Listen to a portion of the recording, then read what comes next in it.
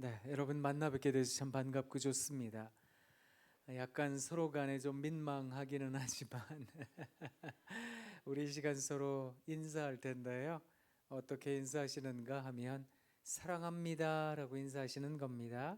같이 인사하겠습니다. 여러분 사랑합니다. 사랑합니다. 사랑합니다. 제가 의도한 바는 여러분들끼리 하시라는 게 아니라 저하고 하시자는 우리 다시 하도록 하겠습니다. 여러분 사랑합니다. 사랑합니다. 사랑합니다. 괜찮으세요? 그러면 이제 앞뒤 옆에 계신 분들과 인사하도록 하겠습니다. 보고 싶었습니다. 보고 싶었습니다.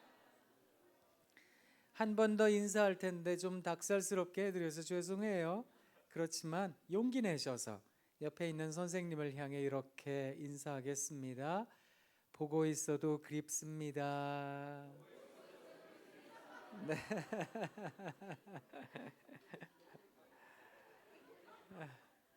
오늘 여러분들과 함께 교사 리더십에 대한 강의를 요청받고 제목을 어떻게 하는 게 좋을까 고민하다가 교사 리더십 보고 있어도 그립다 그렇게 정해 보았는데요. 사실 왜 그런 마음을 여러분들께 전달하고자 했는가 하면 결국에는 소통이라는 주제를 이뤄나가려고 함입니다. 아이들에게 어떻게 우리의 신앙을 전수할 수 있을까? 아이들에게 우리가 가지고 있는 파토스, 그 정서를 신앙이라는 이 귀중한 보화와도 같은 것을 어떻게 아이들에게 전달할 수 있을까? 그걸 여러분들과 함께 잠깐 생각해 보려고 하는데요. 보고 있어도 그립다. 이 말이 아주 중요한 우리들에게 있어서는 핵심적인 자세라는 생각을 해봅니다. 사랑하는 선생님, 어쩌면 흘러가고 지나가는 시간이 어떻게 느껴지세요? 빨리 지나가면 좋겠다. 이거 빨리 좀 사라지면 좋겠다. 그리고 빨리 좀 좋은 날이 오면 좋겠다. 그런 생각하실 수도 있는데요. 보자, 아직 젊기는 하지만 그저 가끔 느껴지는 정서 하나는 살아가는 삶이 무거울지라도 그 시간이 아쉽다. 시간이 아깝다. 이런 생각을 할 때가 왕왕 있다는 겁니다. 근데 그 마음이 내가 지금 만나는 아이들, 내가 지금 함께 살아가고 관계를 형성하는 이웃과 동료들에게 아주 중요한 한 가지 정서로 작용을 한다는 걸 알게 되었는데요. 그게 소통이라는 것을 알게 되었습니다.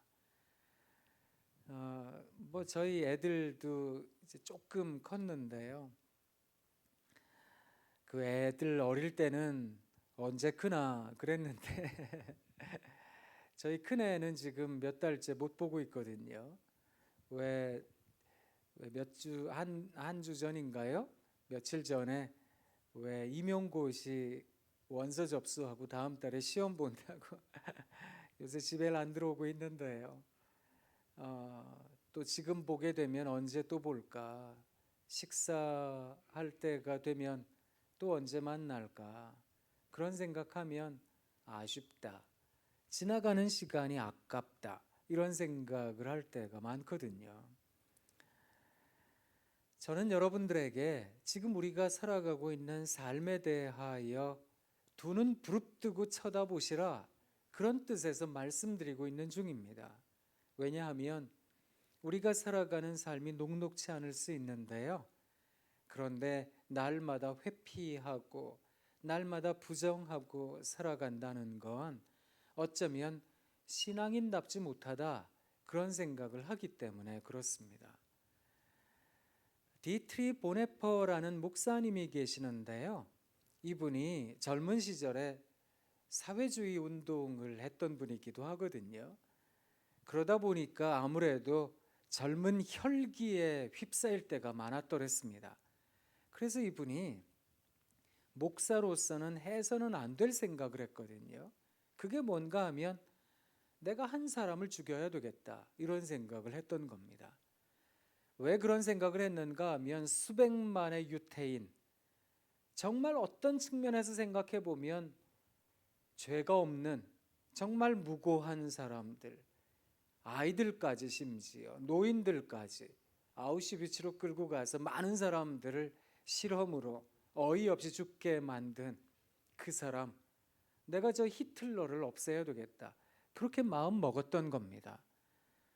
그런데 이 일을 실행하기에 앞서서 믿었던 친구가 배신을 했어요. 그래서 이 사람이 나치에 의해 끌려갔습니다. 옥에 갇힌 이 사람이 얼마나 억울했을까. 내가 총이라도 한 방 쏘고 들어왔으면 덜 억울할 텐데, 게다가 내가 모르는 사람에게 발고가 되었다면 그것도 뭐 넘어갈 텐데, 친한 친구가 나를 밀고 한 겁니다. 거기다가 이제 옥에 갇혔습니다. 이제 곧 죽을 겁니다. 디트리 보네퍼 목사님은 옥에서 죽었거든요. 근데 이분이 그 옥 안에서 쓴 글이 있습니다. 나중에 이 글이 모여서 옥중서신이라 이래가지고 이제 책이 나오기도 했는데요. 그 중에 현재라는 글이 있습니다. 이 글은 사실 어떻게 알려진 바가 되었는가 하면 보네퍼 목사님이 옥 안에 있을 때 감방 벽에다가 쓴 글이다라고 알려진 글인데, 그 현재라는 글이 어떻게 되어 있는가 하면 아주 간단합니다. 현재는 하나님께서 우리와 함께 하시는 하나님의 시간입니다. 이 시간으로부터 벗어나고자 하는 것은 하나님으로부터 벗어나고자 하는 것입니다. 나는 내게 주어진 이 현재가 아프고 힘들지만 나는 이 현재로부터 벗어나고자 하는 것이 아니라 오히려 이 현재에 임한 나의 하나님을 만나고자 합니다. 이게 이 사람이 자기의 신앙을 고백한 내용이었거든요. 우리는 상황이 어려우면 날마다 도망치고 싶습니다. 하나님, 제발 이 문제를 빨리 좀 해결해 주세요. 예를 들어 이건 문제라고 생각해 보세요. 문제가 해결된다라고 생각하면 우리는 이 문제가 사라져야 된다고 생각을 합니다. 하나님, 이 문제가 내 눈에서 제발 좀 사라지게 해주세요. 그래서 우리는 기적을 바라거든요. 이 문제가 사라지는 기적 말입니다. 그래서 돈이 없던 사람이 돈이 생기고, 건강치 못하던 사람이 건강해지고, 그저 힘든 상황에 있던 사람들의 모든 문제가 다 해결되고, 그걸 원할 때가 많거든요. 그런데 이 자리에 계신 선생님, 여러분들은 아마 신앙의 신비를 경험한 분들 아니십니까? 신앙의 신비라고 하는 건 아주 독특합니다. 기도하기 전, 기도한 후 한번 생각해 보세요. 예배 드리기 전, 예배한 후, 말씀 보기 전, 말씀 읽은 후, 상황의 변화가 없다 할지라도, 내가 원하는 기적이 이루어지지 않았다 할지라도 집으로 돌아가는 발걸음이 가볍습니다. 나도 모르게 콧노래가 나고 찬송이 나옵니다.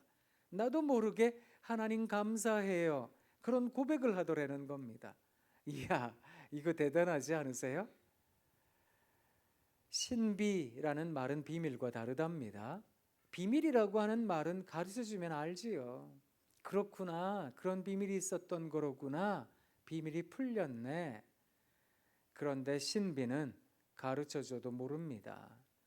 내가 경험하기 전까지는 죽었다 깨나도 모릅니다. 그러니 가나의 혼인잔치에서 거기에서 잔치를 즐긴 사람들은 몰랐어도요, 물 떠온 하인들은 알았던 겁니다. 이걸 경험한 사람들은 그게 도대체 어떤 일인지, 그게 무엇인지, 이게 가늠이 된다는 뜻인데요, 그게 신비하다는 겁니다. 그래서 신앙은 아무래도 신비한 것이 아닐까. 어쩌면 선생님, 하나님께서 우리에게 원하시는 바는 기적을 바라고 기적을 구하는 것이 아니라 기적을 살아가는 것은 아닐까? 하나님께서 내게 부여하여 주신 은혜, 그 은혜 덕에 하나님 고맙습니다, 감사합니다 하고 살아가야 되는 것은 아닐까, 그런 생각을 한번 해봅니다.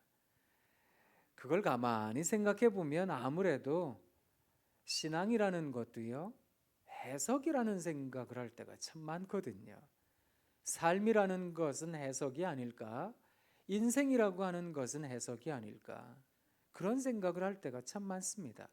똑같은 상황을 경험해도요, 그 상황에 대한 해석을 다르게 하는 것, 그게 믿음이라는 거 아닐까? 이따가 헌신 예배 때도 제가 그런 말씀을 전하겠습니다만, 선생님 가만히 생각해 보세요. 우리들의 삶의 현재에 함몰된 듯 살아가지 않는 것, 그것이 믿음이라는 거 아닙니까? 그렇다는 이야기는 내게 있는 이 믿음으로 말미암아 내 앞에 있는 세상에 대한 해석이 달라지고 있다라는 거거든요. 제가 여러분들에게 시집 읽어드리려고 시집을 좀 들고 왔는데요. 먼저 소개하고 싶은 시집은 입속의 검은잎이라는 시집입니다. 이 시집은 기형도 시인의 시집인데요. 기형도 시인은 30 초반의 아주 젊은 나이에 세상 떠난 시인입니다. 기형도 시인의 유고 시집이기도 하고 단 하나밖에 없는 시집이기도 한데, 이 시집을 꺼내들고 시를 읽노라면 아무리 맑은 날도요, 금방 잿빛 하늘로 바뀝니다. 그리고 내 마음이 청량했다가 맑았다가도 시를 읽는 순간 금방 우울해지기도 합니다. 도대체 왜 이 시가 이렇게 무거울까? 왜 이렇게 답답할까? 시를 쭉 읽어보다가 이 시집의 마지막 부분에 엄마 걱정이라는 시가 있는데요. 아마 유명한 시니까 들어보신 분들이 계실 겁니다. 제가 읽어드릴게요. 엄마 걱정. 열무 30단을 이고 시장에 간 우리 엄마 안 오시네. 해는 시든지 오래 나는 찬밥처럼 방에 담겨 아무리 천천히 숙제를 해도 엄마 안 오시네. 배춧잎 같은 발소리 타박타박 안 들리네. 어둡고 무서워 금간 창틈으로 고요히 빗소리. 빈 방에 혼자 엎드려 훌쩍거리던 아주 먼 옛날, 지금도 내 눈시울을 뜨겁게 하는 그 시절, 내 유년의 윗목. 이 어머니한테는 어쩌면 할 말이 많을지도 몰라요. 열무 30단이고 시장에 안 가면 누가 내 새끼 먹여 살릴 겁니까? 아직 안 팔렸다고요. 다 팔아야 집에 오지요. 그래야 나도 먹고 내 새끼도 먹여 살리고 하는 거 아니겠습니까? 할 말이 많을 겁니다. 가난이 원수라고, 가난 때문이라고 그렇게 이야기하실 수 있는데요. 근데 문제는 뭐냐 하면 이 아이가 자기 스스로를 어떻게 인식했는가 하면 찬밥처럼 방에 담겨 있었다는 겁니다. 이따가 우리가 아마 강의 끝나고 나서 저녁 식사하는 줄 알고 있는데요.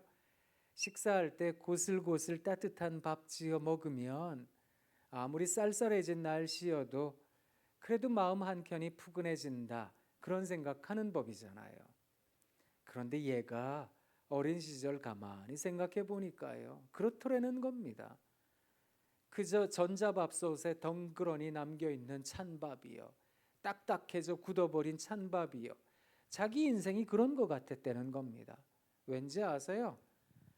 금간 창틈으로 바깥을 쳐다봤는데 비는 추적추적 오는데 엄마 발소리 타박타박 안 들리더라는 겁니다. 언제 오시나 엄마, 그 생각하다가 빈 방에 혼자 엎드려 훌쩍거리던 아주 먼 옛날, 지금도 내 눈시울을 뜨겁게 하는 그 시절, 내 유년의 윗목이라는 겁니다. 여기 또 중요한 상징 하나가 나오는데, 윗목이요. 윗목과 대비가 되는 곳은 아랫목이잖아요. 그 왜 예전에 윗목 아랫목 구별되는 그런 방에서 주무셔 보신 분들은 아시잖아요. 분명히 자기 전에는 아랫목에다가 바람짝이라도 거기다가 놓고 잤는데 이게 내가 몸부림을 쳤는지 다른 형제가 밀어냈는지 새벽에 오돌오돌 떨다가 깨는 장소, 이게 윗목이거든요. 또 그 윗목에는 기나긴 겨울밤 잘 지내라고 측간 가는 수고를 덜 하고 요강도 놔뒀거든요. 그 요강이 차고 넘칠 때가 있잖아요. 근데 굴러가다가 요강 단지를 건드리면 이게 큰일 나거든요. 그럼 온 가족이 다 일어나서 이불 걷어 제끼고 뭐 막 닦고, 도대체 이거 누가 그런 거냐고, 제가 그랬는데요 하면 엄청나게 두드려 맞고 울면서 자게 되는 장소, 그게 윗목이거든요. 자기 인생이 그랬다라는 겁니다. 어쩌면 이 기형도 시인도 가난이 죄라고, 가난이 원수라고 그런 생각했을지도 몰라요. 근데 여러분, 가난이라는 상황이 이 아이에게 찬밥이라고 윗목이라고 말해준 건 어쩌면 그건 좀 지나친 해석이라는 생각을 해봅니다. 왜 그런가 하면 제가 두 번째 시집 소개해 드릴게요. 이 시집은 모든 경기에는 꽃이 핀다라는 시집인데 한민복 시인의 시집입니다. 한민복 시인이 모든 경계에는 꽃이 핀다, 제목도 멋있지요? 사실 경계는 어떤 긴장의 장소거든요. 나와 너를 가르는 곳, 적군과 아군을 나누는 곳. 어쩌면 경계라고 하는 것은 우리 모두에게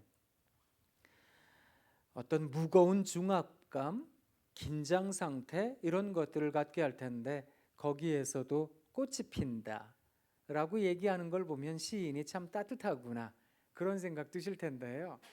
그렇습니다. 아무리 추운 날도 이 시인의 시를 읽다가 보면 마음이 푸근해집니다. 어두운 날도요, 이 시를 읽다가 보면 아유 그렇지, 인생의 깊은 깨달음을 갖기도 합니다. 이 시인의 시집에는 어머니에 대한 시가 하나 있는데요, 제목이 눈물은 왜 짠가입니다. 기영도 시인의 어머니가 가난했던 것처럼 한민복 시인의 어머니도 가난했거든요. 한번 들어보세요. 지난 여름이었습니다. 가세가 기울어 갈 곳이 없어진 어머니를 고향 이모님 댁에 모셔다 드릴 때일입니다. 이쯤 되면 어머니도 신세 한탄 할 수 있거든요. 가세가 기울어져서 동생네 집에 간다, 그거 할 노릇 아니다, 그런 생각 들 일이거든요. 거기다가 아들이 어머니를 이모님 댁에 모셔다 드린대잖아요. 얼마나 변변찮았으면 그랬을까. 아들로서도 못할 짓이거든요. 어머니는 차 시간도 있고 하니까 요기를 하고 가자시며 고깃국을 먹으러 가자고 하셨습니다. 어머니는 한평생 중이염을 하라 고기만 드시면 귀에서 고름이 나오곤 했습니다. 그런 어머니가 나를 위해 고깃국을 먹으러 가자고 하시는 마음을 읽자 어머니 이마에 주름살이 더 깊게 보였습니다. 설렁탕집에 들어가 물수건으로 이마에 흐르는 땀을 닦았습니다. 더울 때일수록 고기를 먹어야 되는데 더위를 안 먹어야 되는데 고기를 먹어야 되는데 고깃국물이라도 되게 먹어둬라. 설렁탕에 다대기를 풀어 한 대숟가락 국물을 떠먹었을 때였습니다. 어머니가 주인 아저씨를 불렀습니다. 주인 아저씨는 뭐 잘못된 게 있나 싶었던지 고개를 앞으로 빼고 의아해하며 다가왔습니다. 어머니는 설렁탕에 소금을 너무 많이 풀어 짜서 그런다며 국물을 더 달라고 했습니다. 주인 아저씨는 흔쾌히 국물을 더 갖다 주었습니다. 어머니는 주인 아저씨가 안 보고 있다 싶어지자 내 투가리에 국물을 부어주셨습니다. 나는 당황하여 주인 아저씨를 흘금거리며 국물을 더 받았습니다. 주인 아저씨는 넌지시 우리 모자의 행동을 보고는 애써 시선을 외면해 주는 게 역력했습니다. 나는 그만 국물을 따르시라고 내 투가리로 어머니 투가리를 툭 부딪혔습니다.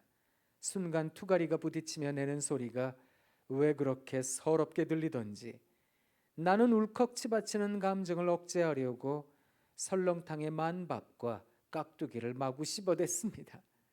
그러자 주인 아저씨는 우리 모자가 미안한 마음 안 느끼게 조심 다가와 성냥갑만한 깍두기 한 접시를 놓고 돌아서는 거였습니다.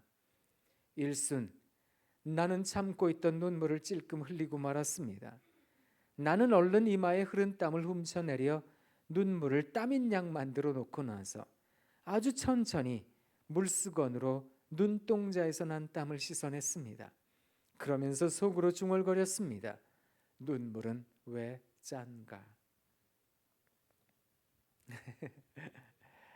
어머니도요, 고깃 국물 먹으면 중이염에 고름이 나오는 분이었는데 아들 생각해서 야, 더울 때는 고기 먹어야 되는데 너 고기 국물이라도 되게 먹어둬라. 그리고 설렁탕 집에 들어간 겁니다. 너무 짜서 그러니까 국물 더 주세요 하고 받아가지고 그걸 아들 투가리에 부어주는 어머니거든요. 그런 상황이 너무 가슴이 아팠던 겁니다. 그래서 이 사람 눈에서 난 눈물을 땀인 양 만들어 놓고 나서 천천히 물수건으로 눈에서 난 땀을 씻어내면서 얘기를 했던 겁니다. 눈물은 왜 짠가? 아마 어머니 사랑, 자기도 힘든데 자기도 인생에 지금 괴로운 시간 보내고 있는데 그 순간 아들 생각하는 어머니, 그 사랑이 내 몸에 들어와 눈물로 나타날 때에는 짜게 나타나는 거 아닐까? 어머니의 짜디 짠 사랑이라 그런 생각을 했던 것 같습니다. 보세요. 기형도의 어머니나 한민복의 어머니나 똑같이 가난하긴 매 한 가지였습니다. 그런데 이 아들들에게 남겨진 정서는 한쪽은 찬밥이랍니다. 윗목이랍니다. 그런데 또 한쪽은 모든 경계에는 꽃이 핀다. 삶의 긴장 상태에서도 꽃이 피는 법입니다. 희망을 말하고 소망을 말하는 사람이 되었다는 겁니다. 그걸 생각해 보면 아무래도 우리가 간직해야 되는 마음은 우리 아이들에 대한 따뜻함이 아닐까? 애틋함이 아닐까? 보고 있어도 그리운 마음은 아닐까? 그런 생각을 해봅니다. 그게 내 아이 마음에 전달되는 것은 아닐까? 마커스라는 CCM 밴드가 있는데요. 이 세대가 지나가고 나서 제이어스라고 하는 CCM 밴드가 만들어졌거든요. 참 좋은 찬양들이 많이 있습니다. 그런데 이 제이어스도 이젠 지나갔다라고 얘기를 하고 We Love라고 하는 CCM 밴드가 만들어졌는데요. 저희 학교 학생들과 저희 학교 바로 앞에 광장교회 청년들이 만든 CCM 밴드입니다. 그런데 거기에 대표가 되는 전도사가 저희 학교 학생인데요. 이 친구가 막 화가 많이 났어요. 신경질이 많이 났어요. 아니 교회에 가서 다음 세대를 위해서 좋은 얘기를 해달라고 하시는데 그 다음 세대라는 말을 듣고 나서 적잖이 거북하고 불편했대요. 왠지 아세요? 이 친구가 그 얘기를 하더라고요. 다음 세대라고 얘기를 하면서 자꾸 부모님이나 선생님이나 아이들에게 무엇인가를 가르쳐줘야 된다는 강박을 갖고 있대요. 이건 틀렸잖아. 이건 잘못됐잖아. 자꾸 그렇게 지적하신다는 거예요. 너희들은 왜 그런 모습으로 찬양하니? 왜 자꾸 뛰고 뭔가를 막 부시는 것 같고 시끄럽고 그렇게 찬양하니? 왜 너희들은 그렇게 예배드리니? 선생님들이 가지고 있는 생각, 부모님 세대가 가지고 있는 생각을 아이들에게 전달하지 못해서 안달나 계시더라는 겁니다. 그래서 이 친구가 뭐라 그러는지 아세요? 우리를 다음 세대라고 부르지 마시고요. 다른 세대라고 불러주세요. 그러니까 우리는 다른 세대니까 뭔가를 전수하려고 하지 마시고 그냥 어른들은 우리가 마음 놓고 예배드리고 마음 놓고 찬송할 수 있도록 좋은 울타리와 공간만 되어주시고요. 그냥 터치하지 마세요. 그렇게 얘기를 하더라고요. 아유, 그 친구 이름이 박은총인데 박은총 전도사가 화가 많이 났구나. 제가 그 생각했거든요. 그래서 강의 끝나고 나서 아이고 속이 많이 상했나 보다고 그랬는데요. 제가 왜 그런 말씀을 드렸는지 아세요? 또 그 친구가 왜 그렇게 항의하듯 짜증내듯 그런 얘기를 했는지 아세요? 저희 학교에 교육공학을 전공한 교수님 한 분이 계시는데, 이분이 전국에 있는 기독 청소년, 중고등부 학생들, 이 학생들 만여 명을 조사를 했어요. 이것도 큰 프로젝트인데요.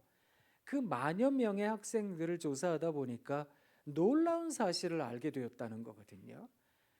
그 주제가 뭐였는가 하면, 아이들은 어떻게 신앙을 받아들이는가, 어느 순간에 어떤 상황에 아이들은 믿음을 깨우치는가, 이걸 연구를 했는데, 대부분의 어른들은 어떤 생각을 하는가 하면, 어머니 아버지가 좋은 신앙의 모델이 되어서, 선생님이 좋은 신앙의 모델이 되어서 열심히 하는 모습을 보여주는 겁니다. 봉사, 구제, 선교, 교육, 찬양, 모든 모습에서 열정을 다하는 모습을 보여주는 겁니다.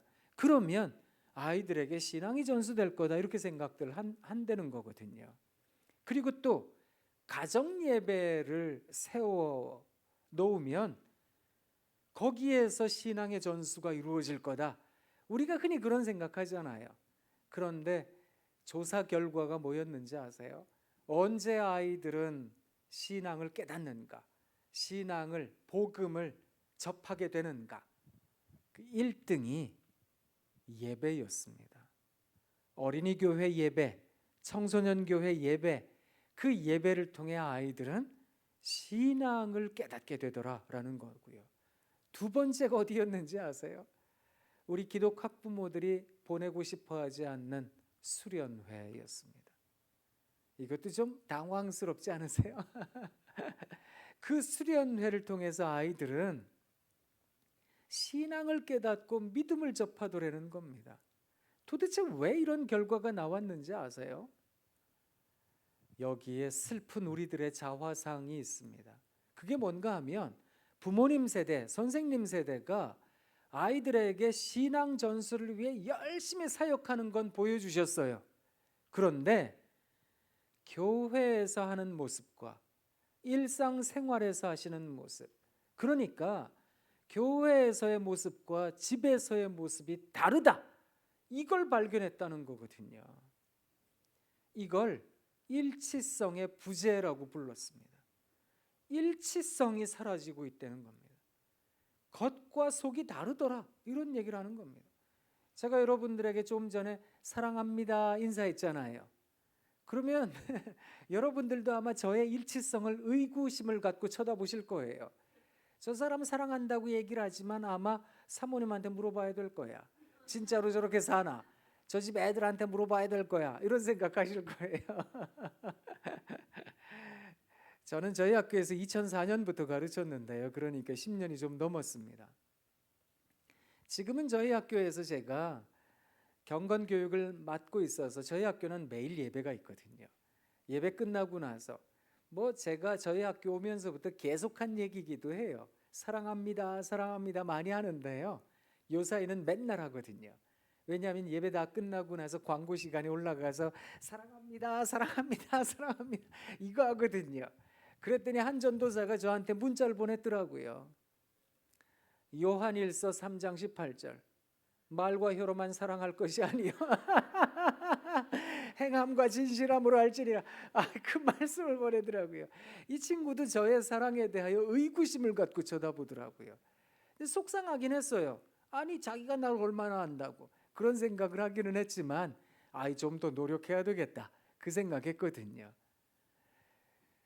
제가 그 왜 사모님들 모여 있는 이제 그 사모님 세미나나 이런 데를 가면 그 사모님들 그렇게 말씀을 하세요. 이게 강대상 옆에 여기다 이부자리 깔고 여기서 자고 싶고 살고 싶다고. 거기서 하시는 말씀은, 목사님 말씀은 얼마나 천사 같은지. 그러니까 난 그냥 거기서 살고 싶다고. 그런 말씀하시는 분들도 계시거든요. 아이고 답답해라, 이제 그런 생각이 드는데요. 이게 신앙에 있어서 일치를 갖는다는 건 무척이나 중요한 겁니다. 신앙의 일치는 진정성, 내 안에 어떤 진정성이 있는가? 이 진정성은 언제나 시간과 정비례하게 되어 있습니다. 그래서 좀 견디셔야 됩니다. 조금 참아내셔야 됩니다.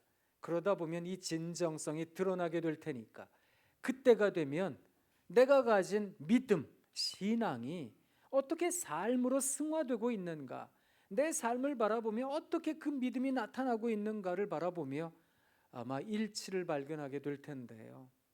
그게 필요하다는 뜻입니다. 애들이요, 가정 예배 드릴 때도 그렇거든요. 가정 예배 중요하다 그러니까요, 부모님들이 가정 예배 중요성을 알아서 아이들과 함께 예배 드릴 때요, 그렇게 하지 마세요, 제발. 야, 일로 와, 이제 예배 시간이다. 다 앉아봐. 한 절씩 읽는 거야, 돌아가면서. 그리고 나서 느낌을 말해야 되는 거야. 너 근데 왜 이렇게 짧게 얘기해? 더 길게 얘기하라고. 기도 좀 해봐. 기도 왜 이렇게 못해? 너는 한마디밖에 못해? 나라와 민족의 평화를 위하여 아멘, 이거밖에 못하냐 너는? 막 신경질 내거든요. 그러니까 아이들이 예배 드리는 시간이 고역인 거예요. 조금 전에 부모님의 신앙 전수도 그렇고요, 이 가정 예배도 그렇고요, 결여되어 있는 게 하나가 있습니다. 그게 뭔가 하면 인티머시, 친밀감이요. 그러니까 친밀감을 생각하다 보니까 아이들의 신앙 전수의 제일 장소가 예배라는 거예요. 왜냐하면 그 예배 장소는 그래도 친한 전도사님이 계세요. 친한 선생님이 계시고 친한 친구들이 있어요. 그러니까 아이들이 거기서 은혜를 받더라는 겁니다. 수련회요, 거기 가가지고 막 놀기도 하고 서로 간에 얘기하기도 하고 그러면서 그 저녁 기도의 시간에, 또 저녁 말씀 시간에, 결단의 시간에 아이들이 믿음을 고백하고 성령의 은혜를 받더라는 겁니다. 그래서 저희가 연구를 하며 깨달았던 건 뭐냐 하면 기독교 교육의 기반은 친밀감이다, 그런 생각이었거든요. 이게 검증이 되기도 했는데요, 극동방송 사장님이 왜 김장원 목사님, 근데 그분 아들 있잖아요.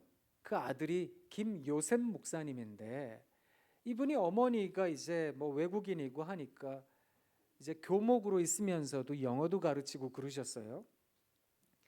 근데 그렇게 아이들을 가르쳤는데 이제 십수년이 지나서 애들이 졸업하고 나서 홈커밍이라 그래서 학교를 다시 방문하잖아요. 방문한 애들이 이 선생님을 만나서 선생님한테 이런 문법 배우고요, 이런 단어 배우고요, 영어 스피킹 배우고 리스닝 배우고 이런 얘기하는 학생은 한 명도 없더라는 겁니다. 선생님 그때 우리 집에 오셔가지고 도시락 놓고 가셨잖아요. 저 그때 힘들었는데 선생님 몰래 봉투 하나 놓고 가셨잖아요. 제 손 잡아주셨잖아요. 그 얘기하더라는 겁니다. 이분이 깨닫게 되었대요. 그렇구나, 삶이라는 것으로 만나야 되는 거로구나. 책을 썼어요. 삶으로 가르치는 것만 남는다. 이게 이분 책이거든요. 우리가 아이들을 만날 때 어떤 모습으로 만나야 되는 것일까? 그것은 친밀감, 인티머시요. 그래서 좀 노셔야 돼요, 아이들과.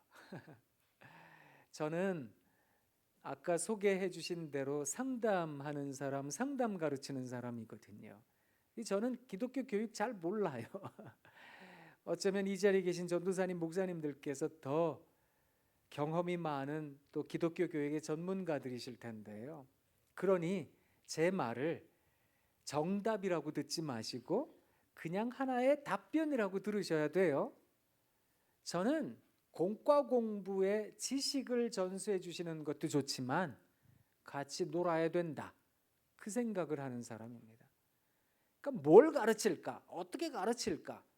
이런 교수 학습에 대한 생각을 하시기 이전에 나는 아이들과 얼마만큼 친한가? 친한 사람들이 있다면 아주 자연스럽게 그 사람으로부터 배우려고 합니다. 이게 소통이라는 거거든요. 사실 소통이라는 것이 이루어지기 위해서 우리들에게 있어야 할 중요한 요건, 그건 아이들과 내가 친한가? 근데 그러려면 사랑하는 선생님, 한 가지 다짐이 있으셔야 돼요. 있잖아요. 친해지려고 하고 애들과 같이 놀잖아요. 그러면 애들이 상투 끝을 잡으려고 해요. 수염을 잡아 뽑으려고 해요. 버릇없이 덤비거든요.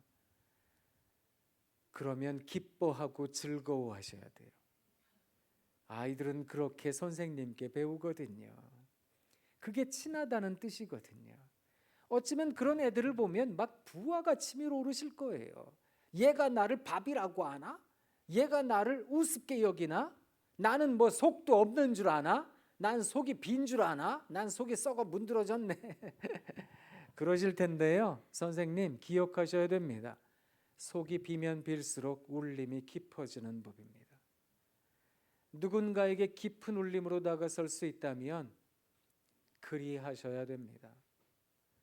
근데 우리들 모두에게는 아주 중요한 한 가지 바람이 있거든요. 아이들에게 어떻게 하면 진한 인상을 남길 수 있을까? 어떻게 하면 빠른 시간에 정확하게 어떤 인상을 남길 수 있을까? 그거 원하시죠? 그렇다면 아이들에게 상처를 주세요. 그러면 아이들은 금방 기억합니다. 죽을 때까지 안 잊어버릴 겁니다. 그런데 우리가 지금 하고자 하는 기독교 교육에서의 영향은 잘 기억하셔야 돼요. 누가복음 17장 10절이 말하고 있는 것처럼 우리는 무익한 종이라 우리가 해야 할 바를 했을 뿐입니다. 라고 고백하는 것과 연결되어 있습니다. 나는 일생 씨를 뿌린 겁니다. 어떤 선생님은 나는 일생 걸음을 줬습니다.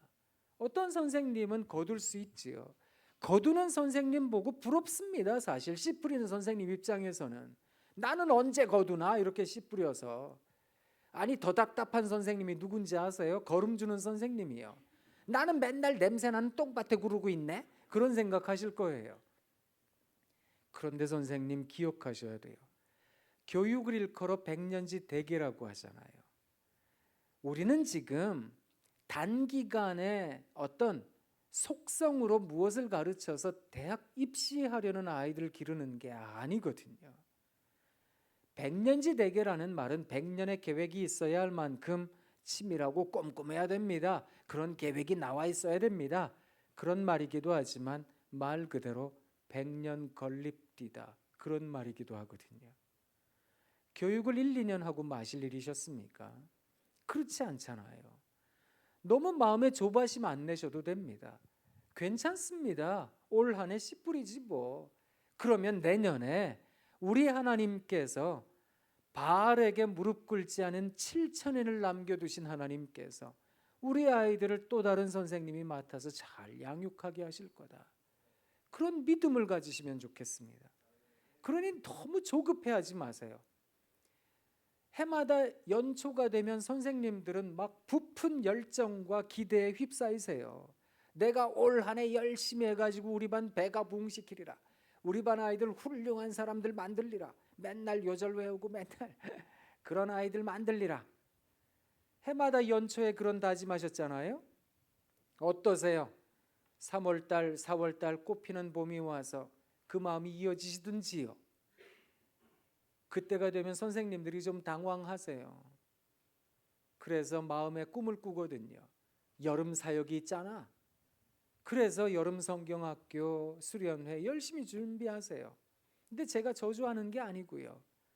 여름 사역 보내보셨잖아요. 애들이 변화되든지요. 그 애들이 그 애들 같지는 않으세요? 그러다 보면 선생님들이 무슨 생각하는지 아세요? 오늘처럼 이렇게 쌀쌀해지고 어느덧 낙엽이 떨어지고 이러면 철학적인 생각을 하세요. 나는 누구인가? 나는 어디로 가는가? 나는 교사인가? 이런 철학적인 질문들을 하세요. 그러다가 겨울이 되잖아요. 그러면 마음에 결단을 내리세요. 누가 누굴 가르친다 그래? 그냥 나나 잘 살아야지. 아이고 내년엔 못하겠다 그래야 되겠다. 전도사님한테 목사님한테 가서 내년 교사 안 할래요 그래야지. 그럼 난 뭐 할까? 교사 말고 뭐 찬양대 할까? 뭐 주방 봉사하나? 뭐 하지? 그 생각들 하세요. 그건 선생님 너무 조급하게 생각하신 거예요. 교육이라고 하는 것을 그렇게 생각하시면 안 됩니다. 100년 걸리는 일이거든요. 그러니 내 마음속에 어떤 기대, 변화에 대한 기대, 이것도 내려놓으셔야 됩니다. 정말 귀한 영향력을 받은 아이들은 나중에 어떻게 생각하는지 아세요? 선생님을 잊어버려요. 난 누구한테 배웠는지도 모르겠다. 그냥 자기가 혼자 잘나서 잘 된 줄 알아요. 그리고 자기가 다 이룬 줄 알아요. 그러다가도요, 어느 중년의 나이에 운전하고 가다가 길거리 걸어가다가 그래 나한테 그런 주일학교 선생님이 있었는데, 중고등부 시절에 그런 선생님이 있었는데, 그렇게 우리들의 선한 영향력은 나타나는 거거든요. 무익한 종이라 종이 해야 될 일을 했을 뿐입니다. 그리고 사라지는 것. 이런 다짐이 있어야 되거든요. 근데 이런 다짐을 한다는 건 우리가 영 불안해진다는 뜻입니다. 강의가 시작이 된 지 좀 시간이 흘렀잖아요. 이제 제 얼굴이 익숙해지셨죠?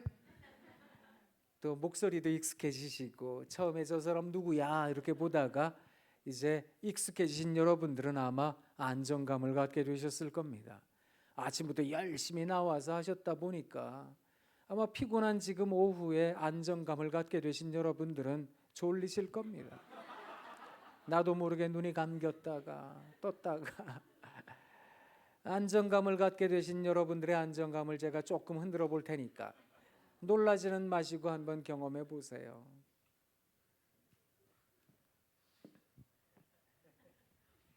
여기서 여기 왔는데 분위기가 달라졌죠? 제가 걸어 내려가겠습니다. 이렇게 걸어 내려올 거라고는 1분 전까지만 해도 상상을 못 하셨을 겁니다. 아무리 좀 익숙해졌어도 여전히 낯선 사람이 가까이에 다가오면 마음에 저항감이 생겨요. 어딜 가까이 오느냐고, 네 자리로 돌아가라고. 이렇게 가까이 오면 마음이 적잖이 힘들어집니다. 한번 경험해 보시겠습니까?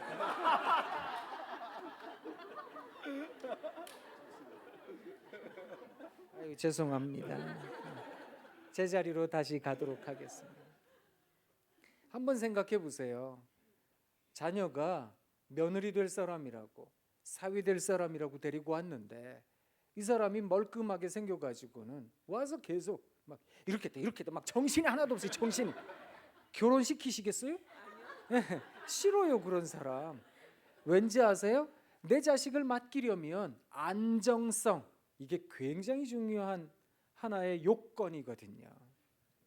안정적인 직장, 안정적인 수입, 안정적인 성품, 그게 있어야죠 사람이. 그래야 내 자녀를 맡길 거 아닙니까? 함께 행복하게 살 거야. 그런 생각하는 거 아니겠습니까? 왠지 아세요? 우리 모두는 다 불안하기 때문에 그렇습니다. 불안한 우리는 안정성에 대한 지향성을 갖고 있습니다. 그래서 조금 더 높은 자리, 조금 더 힘을 가진 사람, 이게 되고 싶은 겁니다. 정보도 더 많이 알고 있고 싶고요. 그래야 덜 불안해지니까. 생각해 보세요. 우리에게는 근원적 한계가 있잖아요. 시간과 공간의 제약이요. 이 시간, 이 공간에 위치해 있는 우리는 다른 공간의 일을 알 재간이 없다고요. 지금 안 불안하시죠? 그렇지만 전화기에 문자 하나만 또 보세요. 안 좋은 문자 하나만. 당장 마음이 불안해지실 거예요. 내 여기 있으면 안 될 텐데, 집에 가야 될 텐데, 그 생각하실 거라고요. 사람에게 어쩌면 가장 친숙한 경험 중에 하나는 불안인데 우리는 대부분 이 불안을 싫어합니다. 그리고 그 불안에 휩싸이는 것을 어려워하거든요. 그러다 보니까 자녀들이 흔들리잖아요. 애들이 흔들리는 것 같잖아요. 그러면 자꾸만 안정성을 부여하고 싶은 겁니다. 그런데 그걸 애들은 대부분 잔소리로 듣는다니까요. 잔소리는 들릴까요? 안 들릴까요? 안 들려요. 안 들리는데 왜 하는지 아세요? 내가 불안하니까 나라도 편해지려고 하는 거예요. 그래서 어머니들이 자꾸 그런 얘기 하시는 거예요. 내가 너한테 분명히 얘기했다. 너한테 너 딴 얘기하지 마. 나중에 커가지고 너 딴 얘기하지 마. 내가 분명히 너한테 얘기했다. 너 아이고 그거요 안 들려요 애들한테. 그런데 우리는 자꾸 하고 싶거든요. 내가 불안하니까요. 그런데 흔들리는 아이들에게 누가 위로가 되는지 아세요? 여기서 위로라는 단어의 핵심을 아셔야 됩니다. 여러분, 위로라고 하는 것은 제가 설명을 한번 드려볼게요. 한번 생각해 보세요. 저 같은 인생도 걱정했던 애가 있어요. 예전에 학교 다닐 때. 쟤는 어떻게 앞으로 사나? 그 생각했거든요. 근데 나중에 한참 지나서 동창회를 갔는데 얘가 하늘을 날아다니고 있어요. 막 엄청 잘 됐어요. 위로가 되시든지요. 근데 그런 건 위로가 안 돼요. 그냥 부럽지요. 쟤는 어떡하다 저렇게 됐나? 동경이 되는 거지요. 누가 위로가 되는지 아세요? 나랑 비슷한 애들이요. 저희 예전에 재수했거든요. 대학 떨어지니까 다 부모 잘못 같은 거예요. 근데 재수할 때 보니까요. 누가 눈에 들어오는지 아세요? 재수생 부모들이요. 그런 거 보면 그게 동병상련이라 유유상종이라 그런 생각이 들거든요. 아 그렇구나. 이런 사람들이 위로가 되는 거야. 생각해 보세요.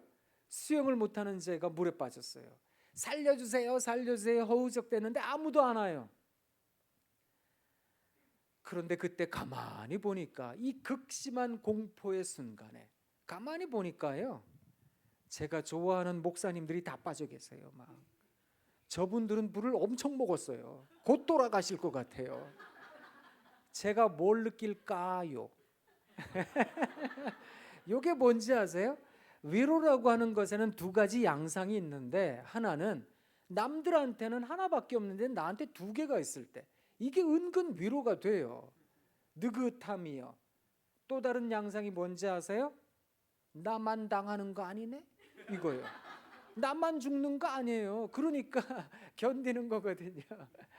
예전에 왜 초등학교 때 불주사 많이 마시셨잖아요. 막 알코올 막 달구고 막 이런 거. 다 줄 서서만 애들 다 울잖아요. 맞을 때 막 다 우는데 거기 줄 서 있어요. 다 줄 서 있어요. 딴 데 안 가요. 왜냐하면 다 맞으니까. 다 맞으니까 거기 서 있는 거거든요. 이게 위로가 된다고요. 너도 맞았지, 나도 맞았어, 막 이런 거예요. 위로가 뭔지 아세요? 심리학적으로 나만 당하는 거 아니네. 그러면 선생님, 아이들은 흔들리게 돼 있어요. 왜냐하면 교육학자들이 사회학자들이 정의를 내렸거든요. 질풍노도의 시기라, 정체성 혼란의 시기라. 애들이 그렇다는 겁니다. 교육학자들이 요사이 뭐라고 얘기하는지 아세요? 세상에 청소년 시기를 엄청 늘려놨어요. 청소년 시기가 만 9세부터 만 24세까지. 그래서요, 이 연구에 입각해서 그 왜 코레일이라는 공기업이 청소년 요금제라는 게 있어요. 한 달 먼저 예약을 하거나 하면 디스카운트 이렇게 세일해 주는 거. 그게 만 24살까지라는 거 아세요? 청소년 요금제에 해당이 되는 거거든요. 여기에 있는 청소년들을 뭐라 그러는지 아세요? 전체를? 질풍노도. 그야말로 정체성 혼란. 아, 이러면 당연히 불안하지요. 요새 청년들 되게 어렵습니다. 그 비정년도 아니고요. 이게 인턴이에요. 이건 아무것도 아닌 거거든요. 언제 잘릴지 모르는. 근데 그 인턴 하면서도요. 세상의 경쟁률을 뚫어야 되는데 몇백 대 1의 경쟁률을 뚫어야 돼요. 이건 정말 불안한 현재잖아요. 청년들에 대하여 88만 원 세대다 얘기했던 게 벌써 10년 전입니다. 요새는 더 힘들거든요. 청년들이. 그거 생각해 보면 참 어렵다. 청년 실업 숫자가 200만이 넘어갔다. 이런 얘기를 듣는 게 우리네 현실이라고요. 그러면 청년이나 아이들이나 다 불안하거든요.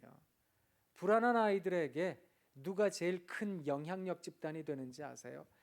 제가 이 자리에 계신 선생님들 중에 영유아 유치부 선생님들이 계시다면 이렇게 말씀드리고 싶습니다. 초등학교 저학년까지도 그렇습니다. 1학년, 2학년까지는요. 분명하게 가르쳐 주셔야 돼요. 이게 옳은 거야. 이건 틀린 거야. 이게 바른 거고 이게 그른 거야. 좋은 모델이 되어 주세요. 그래서 좋은 신앙의 모델도 소개해 주시고 좋은 선생님이 되어 주시고 그러셔야 됩니다. 그래야 아이들은 배우거든요. 그런데 초등학교 3학년만 넘어가도요. 누가 제일 큰 영향력 집단이 되는지 아세요? 아이들에게? 또래 집단 친구요. 이 친구들에게는 세 가지 특징이 있습니다. 시간을 함께 나눈다. 정서를 공유한다. 지적하지 않는다. 이 세 번째가 확 걸리시죠? 시간을 함께 못 나누실 수도 있어요. 정서를 함께 나누더라도 이게 지적하고 싶거든요. 자꾸 가르쳐주고 싶거든요. 야, 내가 살아봐서 너한테 얘기하는 거야. 너 잘 되라고 얘기하는 거지. 나 잘 되자고 얘기하는 거냐? 너 시행착오 경험하지 말라고 얘기하는 거야. 아버지가 지내보니까 엄마가 지내보니까 이런 얘기하는 거야. 막 얘기를 하는데 애들은 그게 안 들린다고요. 잔소리니까요. 몇 년 전에 제가 저희 애들 막 쥐잡듯 잡았거든요. 막 이렇게 해서 했느냐고 막 그러다가요. 애들 방에서 나와서 안방으로 가는 그 2, 3초 되는 그 짧은 시간에 머릿속으로 휙 하고 지나간 생각이 있었어요. 너는 그렇게 다 알아서 이 모양으로 사냐? 그 생각이 들었거든요. 가만히 보니까 저도 헤매긴 매 한 가지 인생이더라고요. 저도 무척 불안하거든요. 어떻게 지내야 되나? 뭘 해야 되나?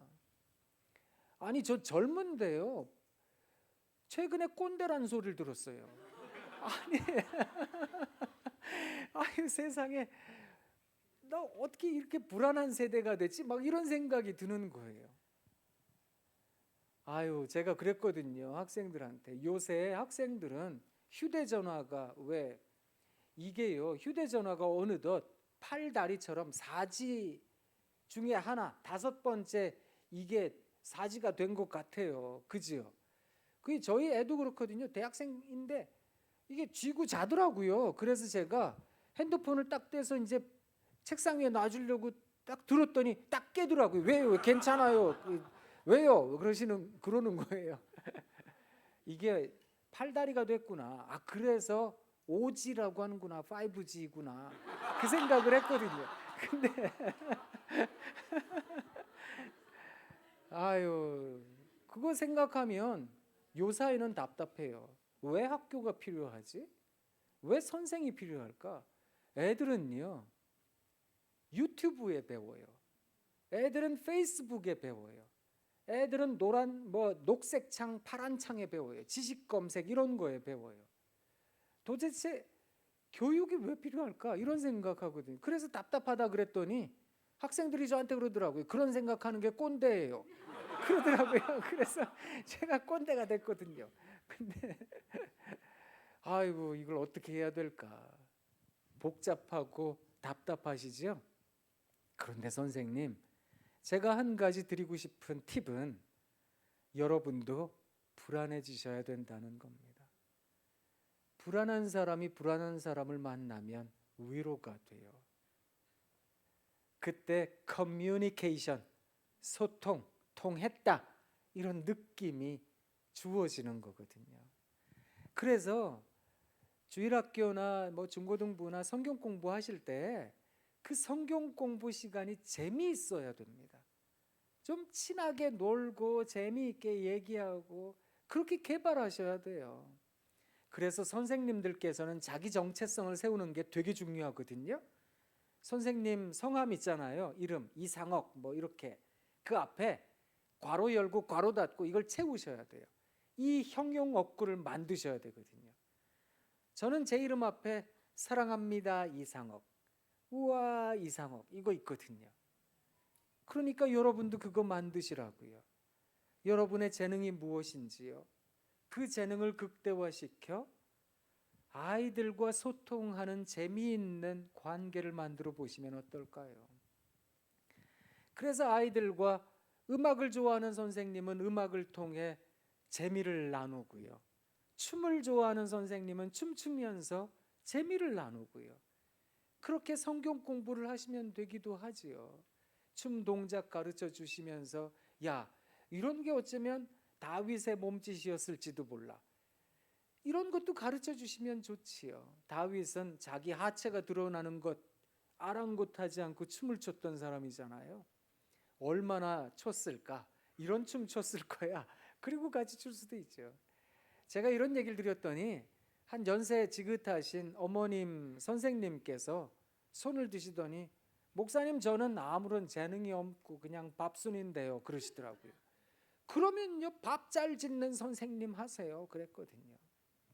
밥 잘 짓는 선생님 하셔서 공과 공부 시간마다 맛있는 음식 하나씩 해오시면 되잖아요. 해물파전 이런 거 해가지고 오실 때도 이게 낙지로 이렇게 길을 만들고 홍합도 넣고 뭐 이렇게 해물 쫙 넣고, 얘들아 너희들 눈엔 뭐가 보이냐? 파전이요. 선생님 눈에는 요셉의 일생이 보인다. 요셉이 파전 요 파를 따라가다가 낙지를 만났네. 이게 보디발의 아내야. 딱 붙어서 안 떨어지네. 우리가 이걸 먹어볼까? 뭐 이런 비지장 뭐 이런 거 해오세요. 비지장.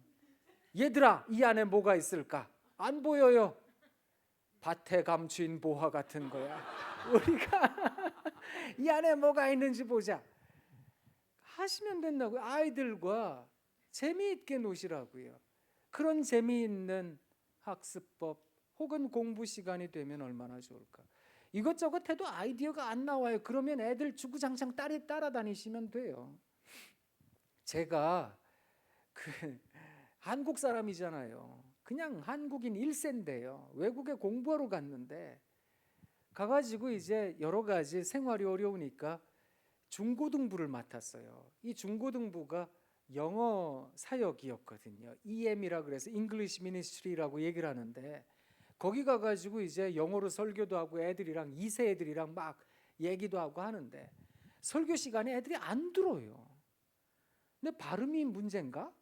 그런 고민도 참 많이 했거든요. 그런데 애들이 저한테 뭐라 그랬는지 아세요?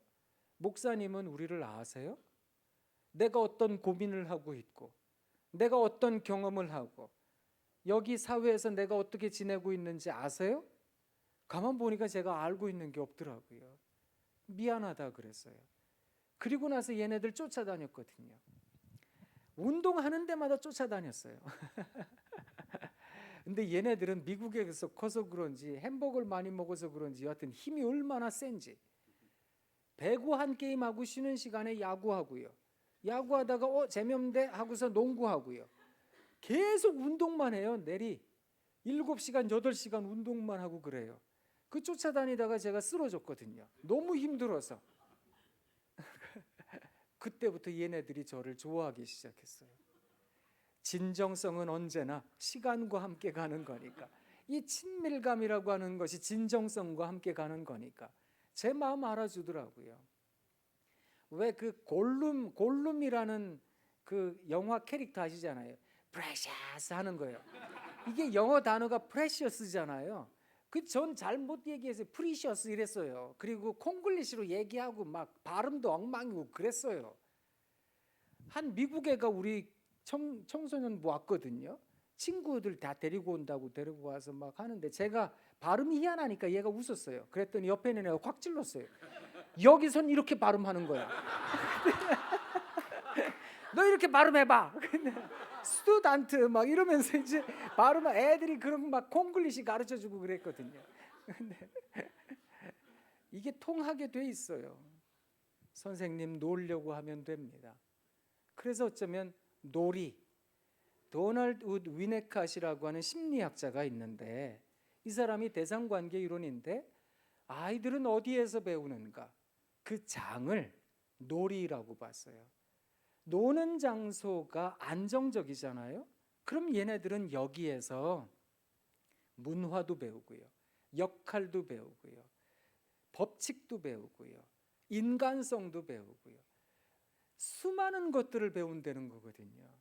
그 잘 놀게 하는 것, 어쩌면 그게 친밀감, 그 친밀감을 이루는 아주 중요한 척도는 아닐까. 선생님 아이들과 잘 노시면 좋겠고요. 그래서 아이들과 바라볼 때마다 야, 너희가 그립다. 보고 있어도 그립다. 이 시간 지나고 나면 또 언제 이 시간 올까? 이번 주일이 너무 재미있어서 그리운 거예요. 다음 주 또 만날 텐데 그때까지 너무 긴데 아유 그리운데 너희들 만나는 게 참 좋다.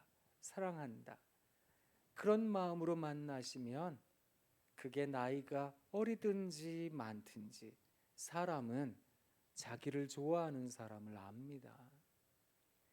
저 사람이 나를 좋아하는구나, 아니면 밀어내고 있구나, 싫어하는데 억지로 만나고 있구나, 그거 알거든요. 사람이 그래서 아주 섬세한 존재인 겁니다. 보세요. 예수님의 그 사랑이라고 하는 것이 효율로 나타날 때에는 재미있게도 잃어버린 한 마리 양을 찾아가는 목자의 모습으로 나타나거든요. 사실 재산이라는 측면에서 생각해 보면 한 마리 잃어버린 양 없어져도 돼요. 99마리가요. 때로 쌍태가 있고 3마리 낳고 4마리 나면 금방 복구돼요. 그 잊어버려도 된다고요. 그런데 이게 양이 아니잖아요. 소유물이 아니잖아요. 우리는 사람을 만나잖아요. 사람들은 잃어버려진 그 한 사람을 찾아가는 목자의 그 허둥지둥대는 모습을 보고, 그리고 울며 불며 쫓아가는 그 모습을 보고 감동하거든요. 그리고 생각해요. 저 사람은 내가 잃어버려지면 나도 저렇게 찾을 사람이야. 이게 신뢰라는 것이거든요. 믿음이라는 거거든요. 점점 우리 사회에 신뢰라고 하는 것이 무너지고 있어서 안타까운데요. 아이들과 함께 놀다 보면 신뢰가 생겨나지 않을까. 그렇게 우리들의 신앙이 아이들에게 전수가 되는 것이 아닐까, 그런 생각을 해봅니다. 강의는 여기까지 마쳐요. 그런데 혹시 질문 있으세요? 질문 있으시면 제가 알고 있는 선에서 그저 답변을 해드리도록 하겠습니다.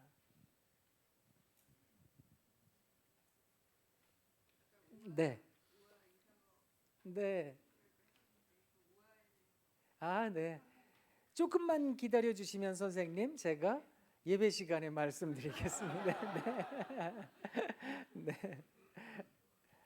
사실 그 우아하는 감탄은 제가 하고 있는 사역이기도 하지만 사람에 대한 인격적인 만남을 전제하고 있거든요. 우리는 사람 만날 때 소유물로 만날까? 내가 만들어야 된다고 생각할까? 아니면 정작 그를 만드실 분은 하나님이시니 나는 그와 함께 이 세상을 인격적으로 놀면서 재미있게 지나면 되는 것이 아닐까? 저는 그게 참 중요하다고 생각하는데요. 제가 여러분들에게 시집 한 권 소개해 드릴게요. 하늘을 향하여 날아오르다라는 시집이 있습니다. 이 하늘을 향하여 날아오르다라는 시집은 적으셔도 시중에서 구하실 수 없습니다. 왜냐하면 한 500권 찍었다가 다 나눠주고 없거든요. 근데 이게 비매품인데요. 왜냐하면 여기에 시인들이 누구냐 하면 서울소년원의 아이들입니다. 지금은 고봉중고등학교라고 이름을 바꾸기도 했는데요. 이 아이들에게 시를 가르쳐 달라고 소년원 원장님이 연락을 해오셨어요. 그래서 얘네들이 시를 쓸까? 근데 제가 한국목회상담협회 이제 상담사 협회에서 지금 회장으로 일을 하고 있는데요. 근데 저희 협회에 한 3,500여 명의 상담사가 있는데 그 중에 시치료하는 분들이 수십 명 계세요. 그 중에 가능한 몇 분들을 보냈어요. 근데 거기에서 오는 간증이 너무나 대단했거든요. 그래서 가서 저도 보기도 했는데 애들이 너무 시를 잘 썼어요. 그래서 처음에는 협회 예산을 가지고 시집을 내려고 했는데 이 원장님이 그거 제가 내겠습니다 그러셔서요 한 500만 원 내주셨어요. 그래가지고 책을 내게 됐거든요. 근데 여기에 아이들의 신상과 또 이름이 나오면 안 되니까 개인정보보호법에 걸리니까요 다 필명과 가명을 적었어요. 근데 여기에 한 아이가 처음에 이걸 읽고 전 많이 울었거든요. 무지개라는 아이가 있는데 세상에서 가장 듣고 싶은 말, 얘가 뭐라고 적었는지 아세요? 아들, 실수해도 괜찮아. 아이고, 그 얘기를 못 들었대요. 그래서 얘가 자기 인생을 놔버렸어요. 아무렇게나 살았거든요. 위로라는 시를 쓴 아이가 있어요. 강냉이라는 애가 있는데 얘가 위로, 많이 힘들어, 많이 힘들어, 너무 우울해, 너무 우울해, 고민 있어요, 고민 있어요. 지금 얘가 생각하는 위로가 뭔지 아세요? 답 안 주셔도 돼요. 제가 힘들어요, 우울해요, 고민 있어요 하면 답 주려고 하지 마세요. 그냥 너 힘드니? 너 우울하니? 그냥 되물어만 봐주셔도 돼요. 그 얘기하고 있거든요. 근데 답을 주는 것은 고사하고 이거 대부분 애들이 많이 힘들어요. 그럼 뭐라 그러세요, 부모님들이? 예? 네가 나는 벌써 죽었겠다. 나는 내가 너한테 뭘 하라 그러디? 내가 너한테 돈을 벌어라 그러디? 뭘 직업을 가지라 그러디? 너는 그냥 공부나라고 공부나. 어떤 애들은 세상에서 공부가 제일 쉬웠대더라. 막 입에서 쏟아지잖아요. 너무 우울해요. 그럼 뭐라 그러세요? 이게 호강에 받쳐 똥 싸고 앉아네. 막 저주가 쏟아 나오잖아요. 그러니까 애들이 자기 인생을 놔버리는 거거든요. 맘대로 살래 뭐 잃어버리는 거거든요. 선생님 어쩌면 아이에 대해 만날 때 우와 하며 감탄한다는 것은 내가 지금 만나는 아이의 마음에 대해 인격적으로 다가가고 싶습니다. 그런 마음인데요. 나중에 예배 시간에 좀 더 정확하게 말씀드리도록 하겠습니다. 혹시 또 질문 있으세요? 네.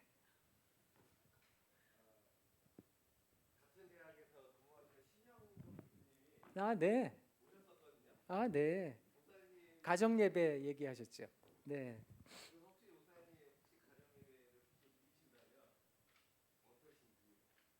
저도 가정 예배를 드렸어요. 그래서 그 말씀이 제 얘기이기도 하거든요. 야, 한 절씩 돌아가면서 읽는 거야. 자기 느낌 얘기하는 거야.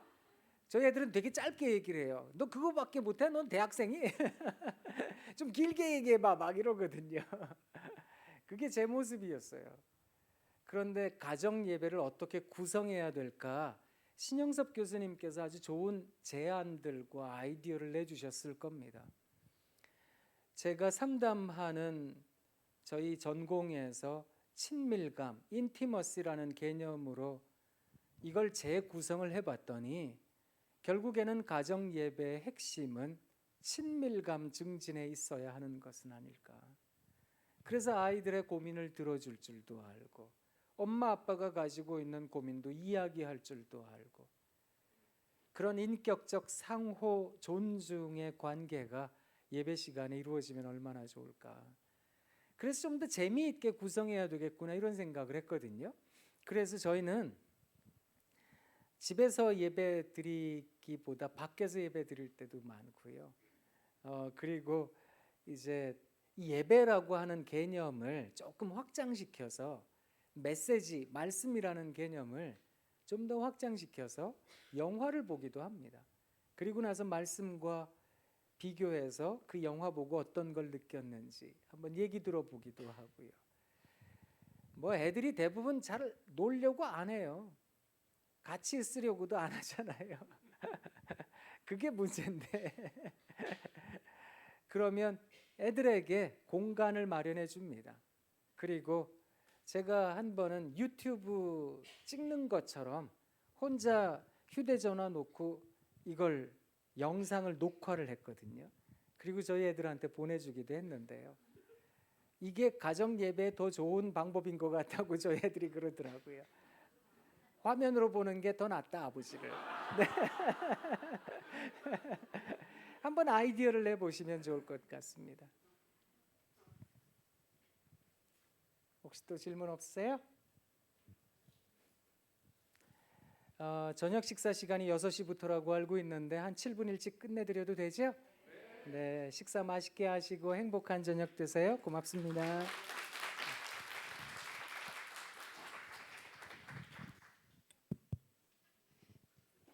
예,